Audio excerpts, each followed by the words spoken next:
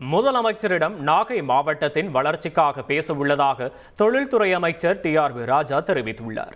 நாகை மாவட்டம் செல்லூரில் tidal park அமைப்பதற்கான இடத்தை ஆய்வு செய்த அமைச்சர்கள் டிஆர்பி ராஜா, அன்பில் மகேஷ் பொய்யாமொழி ஆகியோர் விவசாயிகளிடம் கலந்துரையாடினர். அப்போது நாகையில் டைடல் பார்க் அமைந்தால் வேலைவாய்ப்பு பெருகும் என்று விவசாயிகள் தெரிவித்தனர்.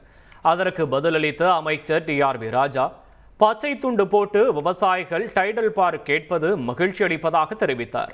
தொடர்ந்து செய்தியாளர்களிடம் பேசிய அவர், முதலமைச்சர் ஸ்டாலினிடம் டைடல் பார்க் பற்றிய முன்மொழிவை கொடுக்க உள்ளதாக தெரிவித்தார்.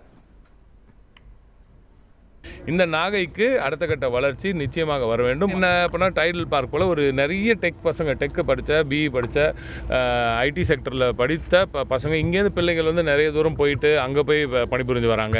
ஏதுவாக நீங்கள் ஒரு டைடல் நியோ பார்க்கை கொண்டு வந்து சேர்க்க வேண்டும் என்று நமது பள்ளிக்கல்வித்துறை அமைச்சர் அவர்களும் இங்கே இருக்கும் மாவட்ட கழக செயலாளர், கழக மூத்த முன்னோடிகள் எல்லோரும் கேட்டிருக்கிறார்கள்.